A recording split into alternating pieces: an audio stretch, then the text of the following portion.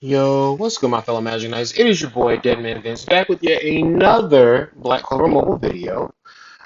Today, I'm going to be talking about some of the leaks for like the new characters that are going to be coming out because I don't know. Yuno is a seasonal character and he's probably going to be like really good, right? But we already have a seasonal attacker, or not a seasonal, a limited character. We already have a limited attacker in Julius. And then Mario Leona and Asta are both like limited mages, but they're both guardians. So here's what I'll say.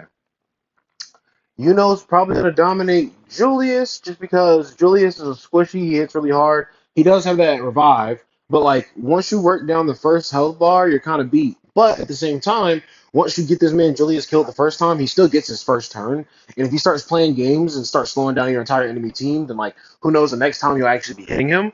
Um, Mario Leona, she is type neutral to Yuno, so I don't see just like one tapping Mario Leona unless his kit is built like that way, and also in these like leaks kind of like channel right here, I am going to be looking and looking over Yuno's kit and seeing what is supposed to be like vaguely and trying to get an idea of how he's going to be looking.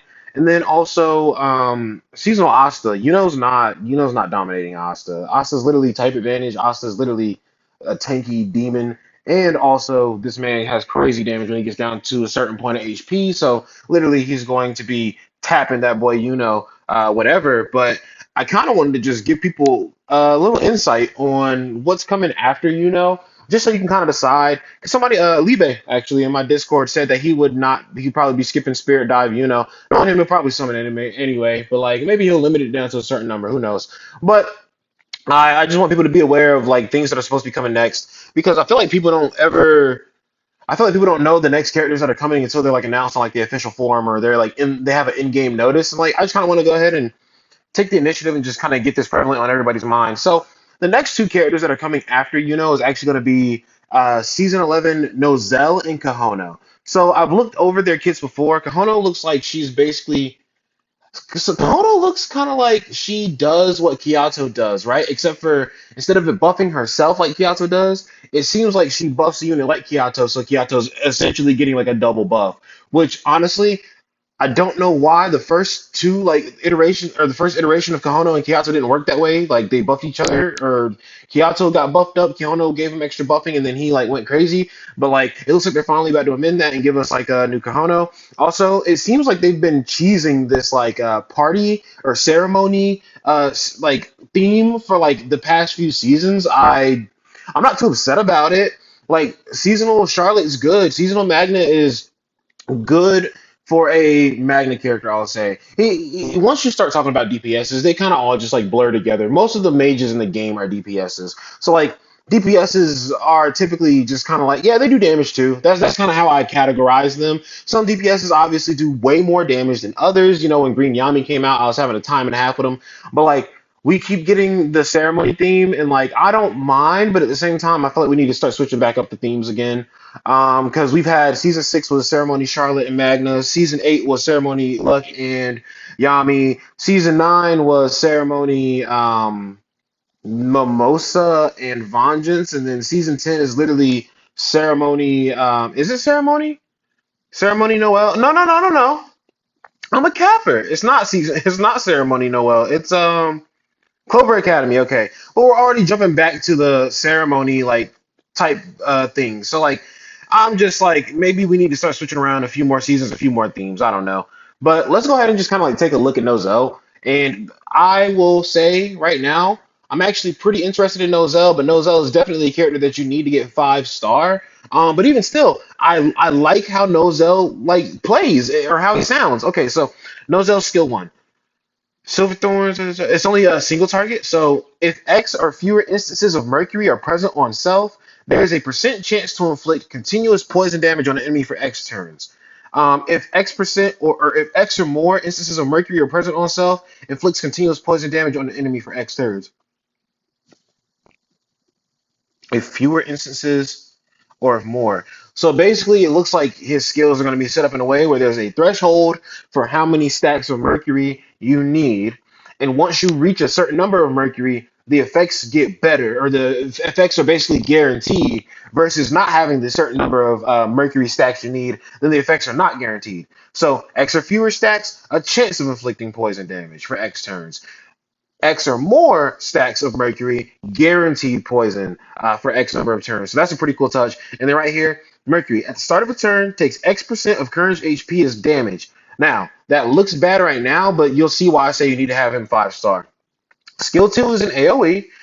It creates silver swords. And honestly, even though Nozel is like, I consider Nozel to be like a very mid tier character because if you think about it, for the first little stretch of Black Clover, he really like he is the oldest brother, and since Noel's mom is dead, and we don't know who Noel's dad is, it is the oldest brother's like responsibility to take care of all the siblings. He is the head of the House of Silver, right? Noelle got tormented by her two younger, by her two like older siblings, the middle children, Nebra and Solid. She got terrorized, utterly terrorized since a child, and got put on her head like, "Oh, you're the reason why our mom died." Blah blah blah. Now, there's obviously a reason in the story, if you watch Black Clover, why Nozel couldn't say anything about what happened with their mom and anything like that. But like, I feel like letting Noelle just get pretty much verbally like abused by her siblings that way was definitely a bad big brother move. And he even like, I don't know, man. Nozell handled his siblings' situation very poorly. But also, to be fair, he is not a parent. He is an older brother. So, like, he's not going to have as much finesse with a situation like that as their mom would. Either way, Nozell, not one of my favorite characters. I like him more than I used to at the start. But I say all this to say, even though Nozell is not like a crowd favorite character, his magic is cool as hell. I love his magic, man. Mercury magic is just so versatile. It's a defense and it's a sword and a shield, basically. It's just really versatile, really smooth how it looks too. But his skill too. And I say all that to say I think his animations are gonna look insane. But if X or fewer instances of Mercury are present on self, inflicts disarm level X on enemy for X turns. If X or more instances of Mercury are present on self, inflicts disarm level X debuff on enemy for X turns. Inflicts X remove buffs on a designated enemy, and inflicts reduced buff duration by X turn debuff on all enemies. So, if you have Mercury, not only are you definitely doing the disarm, but you're also removing a buff from an enemy, and you're also reducing buff duration on all the enemy teams. So you obviously want to have this man seeped in Mercury here. His ultimate is going to be summons a deep Mercury ocean, dealing damage to an enemy. So that's crazy that he summons an entire ocean of Mercury and only does one damage to one enemy, but I am very curious to see what that looks like. Attacks after inflicting immortality immunity on an enemy. Upon killing an enemy using a special skill, inflicts X% of magical attack as extra damage on all enemies based on the instances of Mercury on self, and grants self Mercury removal. So, the first skill gives you Mercury. The second skill doesn't do anything, like doesn't give you or take away Mercury, but the ultimate does take away Mercury. So once you use your ultimate, obviously you want to stack your Mercury up. You want to use your ultimate, and then you want to build your Mercury back up again. This is how this man works. Now, passive. At the start of a turn, inflicts Mercury on himself. Now, now that I've looked at all this and we see that he loses like a certain percent of HP each turn, yes, this Nozel seems like a bad character, but here's why you want to 5-star him. Awakening passive. Converts all instances of continuous damage inflicted on self into Mercury, and then nullifies Mercury damage. I'm pretty sure the nullified Mercury damage is when he gets to 5-star. So 2-star is going to convert all continuous damage. So if you get burned, electrocuted, poisoned, bleed, any of that, if you get any of that, it's instantly going to turn into Mercury instead. And then he can nullify the damage from Mercury if you have him 5-star. So that X% HP that you're taking away is not going to be doing anything. Right now, hear me out. On his ultimate, it deals extra magical attack damage on all enemies based on instances of Mercury. Bro, this man gives himself Mercury at the start of every turn. He gives himself Mercury every skill one he uses. He gives himself Mercury for every continuous damage debuff he gets. And if you think about it like this, say there are two enemies in a turn that are attacking you, and both of them are fire users. If one of them burns you, and then the burn turns to Mercury, the next one could burn you, and then the next one turns to Mercury. So like What I'm trying to say is Mercury is not classified like, oh, this is Mercury that came from burn damage. Like, no, it's just all Mercury. So you can get burned a billion times over and over and over again. You can just stack a billion like stacks of Mercury. Because honestly, from looking at this, it doesn't look like he has a. It doesn't look he has like a cap to how much Mercury he can have. Partner skill inflicts continuous poison damage on an enemy for X turns. Grimoire skill on skill two. We are on skill whatever. We do not know yet. Then his Grimoire passive.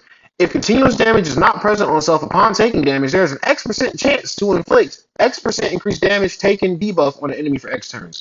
So lately, the way that the grimoires have been working, because at first it was like I feel like the percents in here are usually like low percents, but like ever since like the higher percents now, or ever since the newer mages, they've been giving like higher percents, and usually it's like if a percent is like at like 50% or something like that, when you get the skill page 5 star, then all of a sudden it's like 100%. So like I think that Nozel is going to be super cool, super impressive, super fun to use. At 5 star, of course. Full Mercury, abusing that Mercury debuff is going to be crazy. I always love characters who introduce new mechanics into the game or new buffs, debuffs, whatever, or have their own little thing. And that's how Black Clover is. Everybody has their own little thing that works for them. Now let's look at Kahono. Party Kahono. Skill 1, Forte Bubbles.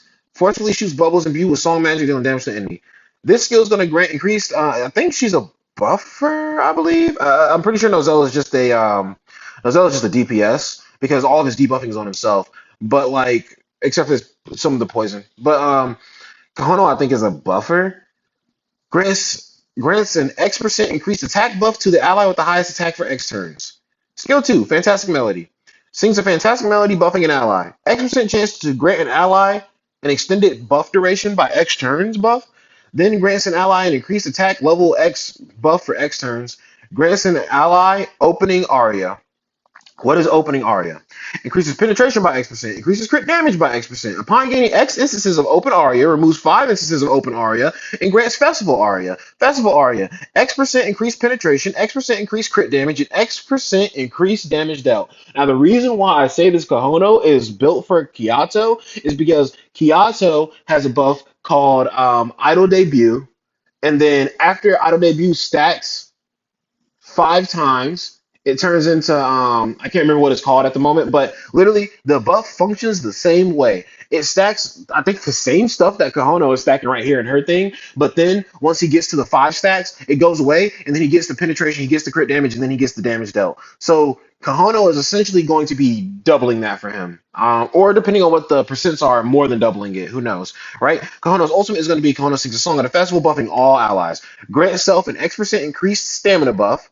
Grants all allies an increased crit rate level X buff for X turns, and then grants all allies opening aria. Hell yeah, that's nice. Cause like this is obviously supposed to be for Kyoto, but it still works towards everybody.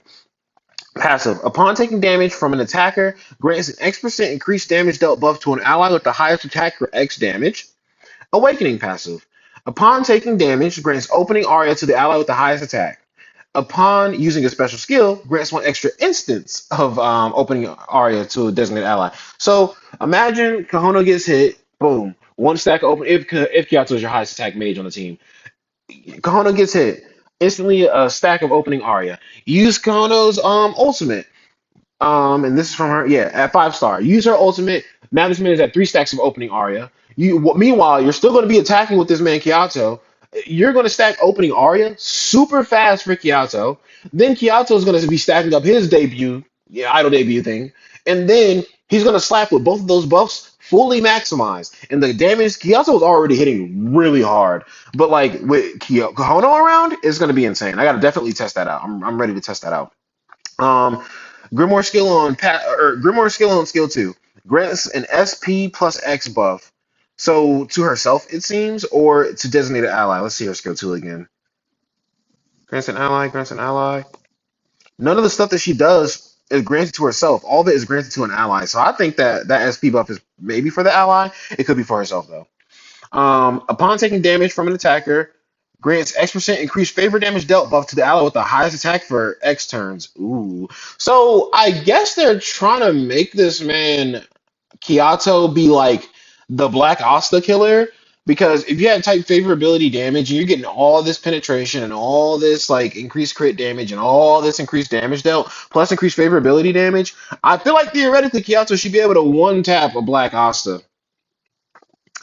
All right, now guys, Kahono seems. I'm not. I'm gonna be honest with you. I'm not too hyped on Kahono just because I don't use Kyoto that much these days. I mean, if Kahono comes around and their synergy is like magnificent, then maybe Kyoto gets a little more use. I used to use Kyoto in PvP to one tap Julius's, but then Green Yami came out. Honestly, I replaced Kyoto way before that. But I think that Nozel is going to be a lot of fun. So I'm actually pretty stoked for Nozel. And I think Kahono is going to be a cool like supporting choice. She's not like the most exciting in my opinion, but still, y'all know I be trying to get every single character. And I'm be real with y'all for Spirit Dive. I don't know. I don't think I plan on spending money. I think I'm just gonna grind up whatever black crystals I have in the game and just like summon that way because limited characters are not bad, but it's just like the quantity at which they release limited characters, it just kind of takes away the wonder, the whimsy of it all. Because Julius was crazy, like Asa was crazy. They had a 3 month gap in between. Mary Leona came right after. Mary Leona, and like honestly, if it was any other limited character, I maybe would not have tried to max them out 5-star skill page. Like I maybe would not have tried to do that, but it's Mary Leona. That's my Black Clover wife. I had to do that. That was a hands down, no questions asked, right? But then like now we got Yuno popping up, and I'm just like, yo, Spirit Dive Yuno's cool, man, but like out of Yuno and Asta, I like Asta way more as a character. And Yuno took me a long time to come around to. And I mean like Yuno took me up until Spade Kingdom arc to fully like come around and be like, nah, Yuno's a Chad. But like and people are gonna hate this, but like Yuno's not one of my like top characters. Like, bro, I can tell you right now, my top 5 characters in the series in no specific order. Or you know what? No, we'll put them in specific order. My top 5 characters in the series literally are Yami, Mario Leona, Zora, Knocked, and then Luck. Those are my top 5 in Black Clover. If you hate that, then hate yourself. I don't care.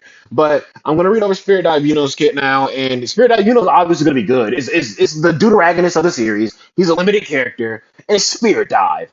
He's going to be insane. But like I'm just not. I don't know. They killed the hype of limited characters for me by dropping them month after month after month. Like it is whatever now. Okay, skill one inflicts X% reduced mobility debuff on an enemy.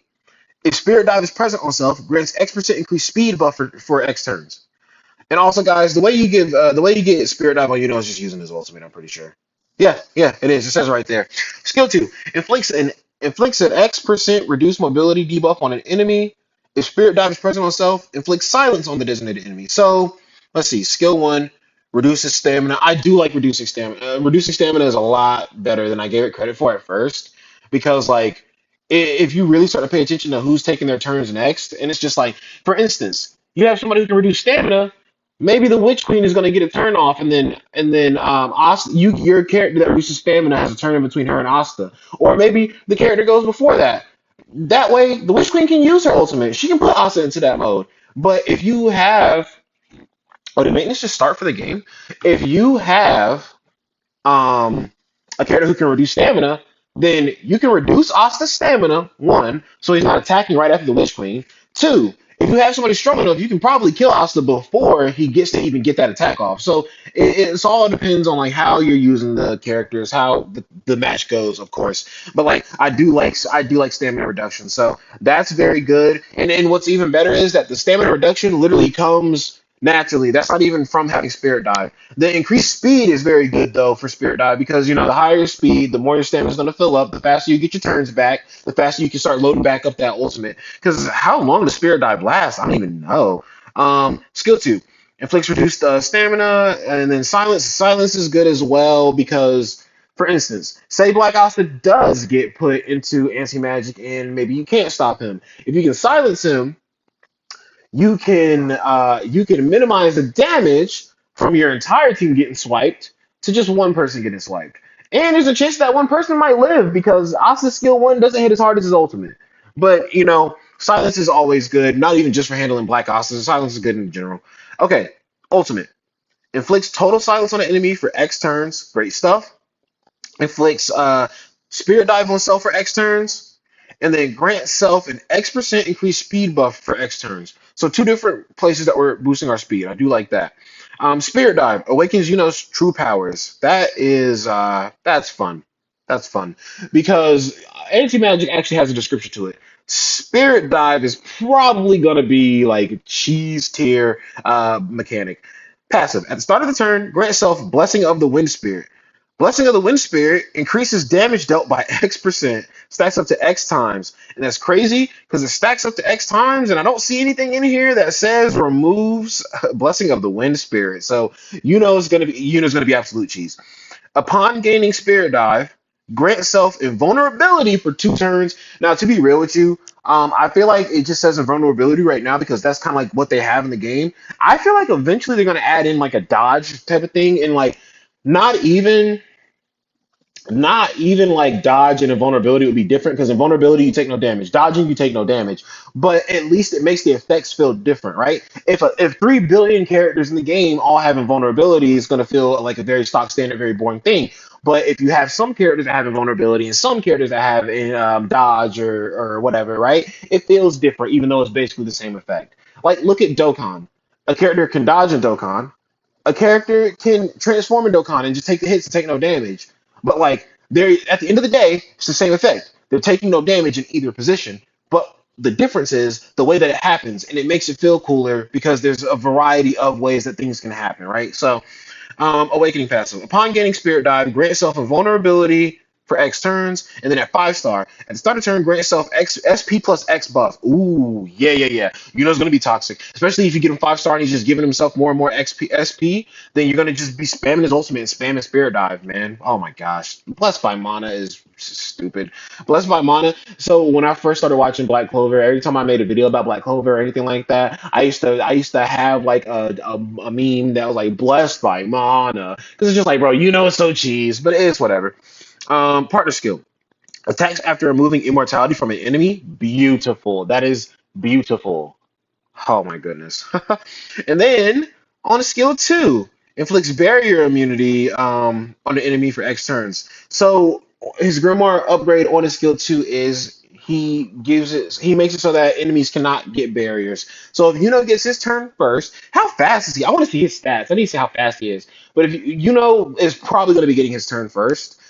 He takes his turn first. He hits somebody with barrier immunity. Then your entire team just gets shielded up, and except for that one mage. And then if you're using like Black Oscar on your team with the Witch Queen or something like that, you could literally choose somebody else to take the barrier off of and guaranteed swipe 2 mages at the start of the match instead of just one of them. Also, I wonder if barrier immunity works in a way where if you already have a barrier, but I give you barrier immunity, does your barrier go away? Or does it stay because it was already up? Then Grimoire passive. If Spirit Dive is present on self upon attacking, there is an X% chance to increase SP by X buff. Now I'm going to be real with you. The actual number in game for this will probably be like a 40% chance or like a 50% chance to increase your SP by like 1. If you get it maxed out though, it'll probably be like a 100% chance to give yourself SP plus 2 whenever you attack if you have Spirit Dive. So sounds absolutely busted. Like, don't get me wrong. I know is going to be like Black Asta is cheese, but he's a guardian. So like for most of the fight, he's not gonna be cheesing out. You know what I'm saying? Like you can put him in that mode early, get your damage off, but then you gotta wait for the Witch Queen's ultimate to come back, or you gotta wait for Asta to get chipped away at, which is hard for Asta if he's built properly because he's not meant to take damage. But like is just like start of the fight. Yo, let's get the cheese out.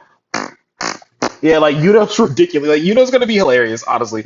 Gonna make so many people rage quit in PvP. And also just kind of like another thing, season apparently Noel's Valkyrie Armor Noel is supposed to be like the first anniversary, which honestly I love Noel as a character, but I feel like I don't know. I don't know. Using Black Asta early just to keep hype in the game, strictly from a character, not even the content, just a character, strictly dropping him like that instead of using him more strategically, I don't know how I feel about that. Not to say that Noel's not hype, Valkyrie armor Noel is crazy because when the Valkyrie armor came on, the thumpers came out. Noelle was putting her hands on Latoile's ass. If y'all don't know who Latoile is, it's the shawty who has the compass magic. That's her, like, I think that's her real name. I don't know what the elf possessing her's name was, but still. Noel's still hyped though. But yeah, I just wanted y'all guys to be aware of what was coming after, you know. Nozell seems pretty cracked to me, honestly. Like cracked. I'm gonna say cracked. I'm gonna use that word. Depending on the color he is too, he might have a place in the meta. So we don't even know yet. And then Kahono seems like a decent supporting option. But yeah, also right here you should see Valkyrie Armor Noel is not confirmed for the first anniversary. Also, guys, I just want to say shout out to Vanilla Sky. I remember whenever leaks used to come out at first, I used to say, yeah, I don't really look at the leaks because I don't trust the leaks, blah, blah, blah. Who knows if they're accurate, blah, blah, blah. But like, no, like the stuff has consistently been pretty accurate. Maybe the skills, I don't know, because I can't recall. I can't recall like going back and looking over the skills once the characters dropped, like afterward, like, but like for the most part, like at least telling us the characters and like the cycle of how things are going. I do want to say I do appreciate you, Vanilla Sky. I mean, the community appreciates you, honestly, but we do appreciate you, Vanilla Sky, and I appreciate you guys for watching this video. If you guys did enjoy the video, though, I guess you can go down below, drop a like, hit the subscribe button, hit a comment, and let me know how you feel about these characters. Let me know, are you more hyped for out of Spirit Dive, you know? Out of Nozel, out of Kahono, who are y'all most excited for? I'll tell you, the reason why I'm most excited for Nozel, though, is because Nozel may be one of the most terrible mages in the game. I have a list of all the mages in the game in order of who I want to work on their skills first, and Nozel is trekking towards the bottom of that list. Nozel's not at the bottom of the list. I can tell you right now, it's Red Beto that's at the bottom of the damn list. It's Red Beto always. But, like, Nozell might be second from the bottom. So like I'm excited to get a new Nozell that seems like he's actually kind of cracked. Even if he's not going to be like some defensive like monolith, whatever, he still should be a good DPS. So yeah, I'm excited to see what happens, guys. But I hope you guys did enjoy the video, man. And if you like videos like these, then like let me know in the comments because like I'm definitely down to do more like leaks kind of videos in the future, man. But that's your boy Dan Man Vince. I hope you guys enjoyed. Peace out.